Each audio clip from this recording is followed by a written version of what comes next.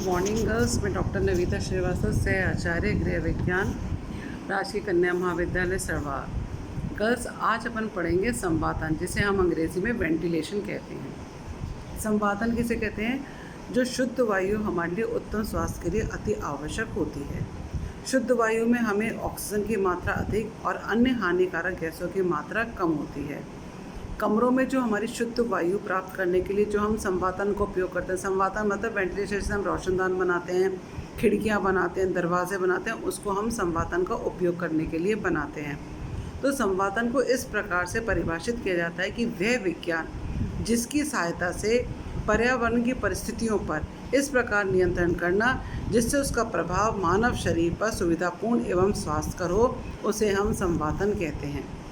उचित संवातन के द्वारा हम क्या करते हैं, बाहरी वायु भीतर की वायु की जगह पर आती है, जिसमें उचित तापक्रम, उपयुक्त आर्द्रता व शुद्धता को नियंत्रित किया जाता है। ऐसा होने से हानिकारक गैसें जो कमरे में कम हो जाती हैं, साथ ही कमरा हमारा ठंडा, घुटन से मुक्त, सुविधापूर्ण एवं रोगाणुओं से मुक्त हो जाता है। अब संवातन कितने प्रकार का होता है? 2 प्रकार का होता है। एक तो होता है आंतरिक संवातन और एक होता है बाहरी संवातन। आंतरिक संवातन किसे कहते हैं हम?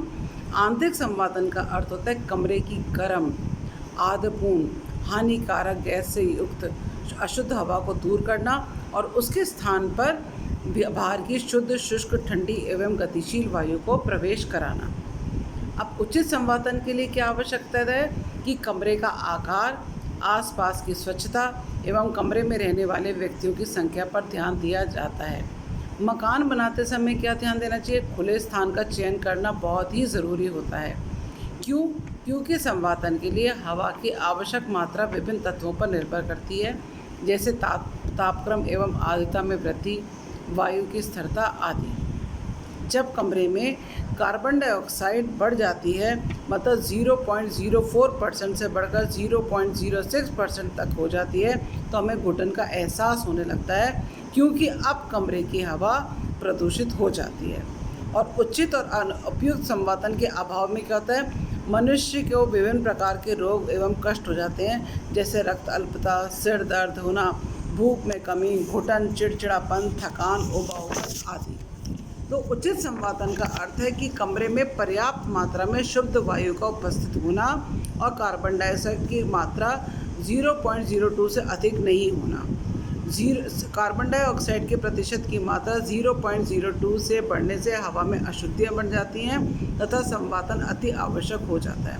हम देखते हैं कई बार हम कमरे में बैठते हैं जहाँ पे खिड़की दरवाजे नहीं होते और बहुत सारे जने बैठ जाते हैं, तो हमें घुटन का सा अनुभव होने लगता है। यही कारण है कि घुटन का अनुभव हो जाता है। और डी चाउमॉन्ट के अनुसार प्रत्येक व्यक्ति को 3000 घन फुट प्रति घंटे हवा की आवश्यकता होती है, परंतु रोगी व्यक्ति के लिए इसकी ज़रूरत बढ़ जाती है तथा उसे 3750 घन फुट प्रति घंटे हवा की आवश्यकता होती है। अब मैं बताती हूँ बाहरी संवातन। घर के भीतर शुद्ध, शीतल, शुष्क एवं गतिशील वायु का प्रवेश हो, इसके लिए क्या आवश्यक होता है कि हमारे घर के आसपास का क्षेत्र, पड़ोस, गलियाँ, सड़कें आदि साफ सुथरी एवं स्वच्छ होनी चाहिए। इसे ही हम बाहरी संवातन कहते हैं। अतः बाहरी संवातन के लिए घरों के आसपास पेड़ पौधे लगाने चाहिए, बाग बगीचे, पार्क हो तो बहुत ही उत्तम है। सड़क चौड़ी खुली होनी चाहिए, आसपास कूड़े करकट का ढेर नहीं होना चाहिए। तंग गलियां और भीड़ भाड़ वाले स्थानों के आसपास पार्क की व्यवस्था हो, तभी बाहरी संवातन उपयुक्त रहता है। पेड़ पौधे में पानी के छिड़काव से उसमें सुंदरता बनी रहती है तथा उनमें धूल नहीं उड़ती है। घर के आसपास खुले स्थानों पर शवगृह, दाह, मलमूत्र का त्यागना, कचरे का ढेर, जानवरों के शव आदि नहीं होने चाहिए। आवासीय क्षेत्र से औद्योगिक संस्थान और कल कारखाने जो होते हैं, फैक्ट्रीज वगैरह जिसे हम कहते हैं, दूर होने चाहिए ताकि उनसे निकला धुआं और शोर लोगों को प्रभावित ना कर सके। वृक्षारोपण में तो हमें विशेष बल देना चाहिए। वृक्ष पर्यावरण प्रदूषण को रोकने में अहम भूमिका निभाते हैं। अब मैं बताती हूँ संवातन के प्रकार। पहले हमने पढ़े थे संवातन के 2 प्रकार, आंतरिक और बाह्य, और अब मैं बताती हूँ दूसरे संवातन, प्राकृतिक संवातन और कृत्रिम संवातन। प्राकृतिक संवातन किसे कहते हैं? जैसे हम स्कूल, ऑफिस, छोटे कस्बे आदि के लिए एक सस्ता, सरल और सुगम तरीका है। वायु में कुछ प्राकृतिक गुण पाए जाते हैं जो संवातन की सफलता के लिए आवश्यक हैं। प्रकृति में वायु, ताप, धूप, वायु वेग आदि स्वयं ही नियमित रूप से होते हैं जो कि प्राकृतिक संवातन की व्यवस्था में सक्रिय सहयोग प्रदान करते हैं। फिर हम पढ़ते हैं आपके वो क्या कहते हैं, प्राकृतिक संवातन के दोष। प्राकृतिक संवातन के दोष क्या होते हैं? कई बार क्या होता है कि वायु की गतिशीलता पर नियंत्रण पाना कठिन हो जाता है। बाहर से आने वाली जो भी वायु होती है उसकी आर्द्रता, तापमान, शीतलता, शुद्धता आदि के समायोजन में कठिनाई उत्पन्न होती है तथा इनका समायोजन करना सरल कार्य नहीं होता है। अब मैं बताऊंगी कृत्रिम संवातन। कृत्रिम संवातन किसे कहते हैं? सिनेमा घरों, थिएटरों, परीक्षा भवनों, फैक्ट्रियों, औद्योगिक संस्थानों और अन्य भीड़ भाड़ वाले स्थानों में कृत्रिम संवातन का उपयोग किया जाता है, क्योंकि इन जगह पे प्राकृतिक संवातन पर रहना अत्यंत दुर्लभ और कठिन होता है और कृत्रिम संवातन को अपने इच्छानुसार अधिक सुविधापूर्ण एवं सरल बनाया जा सकता है। इसके लिए कमरे में पंखे, कूलर, एयर कंडीशनर आदि का प्रयोग कर हवा की गतिशीलता और आर्द्रता पर नियंत्रण किया जा सकता है। रसोई गृह, शौचालय आदि में भी एग्जॉस्ट पंखों का उपयोग किया जा सकता है। अब हम देखते हैं, अगर हमारे को संवातन अपर्याप्त मिलता है तो उसका स्वास्थ्य पर क्या प्रभाव पड़ता है। अपर्याप्त संवातन से मानव के पर दृष्टिगोचर प्रभाव पड़ते हैं जो कि हमें हमारे शरीर को नुकसान पहुंचाते हैं। सबसे पहला पॉइंट है, दूषित हवा में लगातार रहने से सिर दर्द, थकान, आलस्य, जी मिचलाना, अपच जैसे कष्ट हो जाते हैं। दूसरा पॉइंट है, मानव के शरीर, त्वचा, मुंह, कपड़े, रुमाल, तौलिए आदि से दुर्गंध निकलती है और वही हवा में फैल जाती है। अगर इस दुर्गंधपूर्ण हवा को बाहर ना निकाला जाए तो मनुष्य में बेचैनी, चिड़चिड़ापन, क्रोध आदि बढ़ जाता है।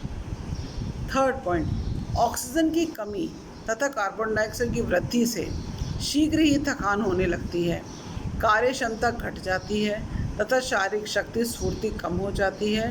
व्यक्ति का स्वभाव रूखा, क्रोधपूर्ण एवं चिड़चिड़ा हो जाता है।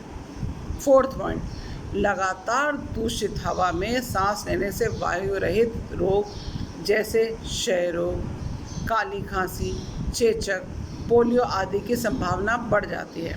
पाचन प्रणाली में गड़बड़ी उत्पन्न हो जाती है तथा व्यक्ति को शक्तिहीनता, रक्त अल्पता, चयापचयन में विकार, भूख में कमी आदि कष्ट हो जाते हैं। दूषित वातावरण में रहने से रोग प्रतिरोधक शक्ति कम हो जाती है तथा शीघ्र ही संक्रामक रोग जैसे खांसी, जुकाम, निमोनिया, इन्फ्लुएंजा आदि रोग घेर लेते हैं। औद्योगिक संस्थान जो होते हैं तथा रासायनिक जो कल कारखाने होते हैं वो बहुत ही हानिकारक गैसें जैसे carbon dioxide, carbon monoxide, ammonia, methane आदि निकलती है जो स्वास्थ्य के लिए अहितकर होते हैं। ऐसी दूषित हवा में सांस लेने से विभिन्न प्रकार के रोग हो जाते हैं। बेहोशी आ जाती है, मूर्छा आना, जी मिचलाना, शीघ्र थकान जैसे कष्ट अनुभव होने लगते हैं। अपर्याप्त संवातन से तापमान में वृद्धि हो जाती है जिससे व्यक्ति को गर्मी लगने लग जाती है, शरीर से पसीना निकलने लग जाता है तथा बेहोशी आने लगती है।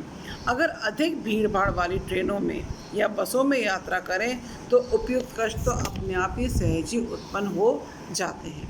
तो हमने आज पढ़ा कि संवातन किसे कहते हैं, संवातन के प्रकार क्या होते हैं और संवातन के अनुपयुक्त, अगर उपयुक्त संवातन नहीं होता है तो उससे हमारे शरीर में क्या प्रभाव पड़ता है, जिसे हम प्रभाव क्या, हमें एक तरह से हम ये कहेंगे दुष्प्रभाव है जो कि हमारे शरीर में पड़ता है।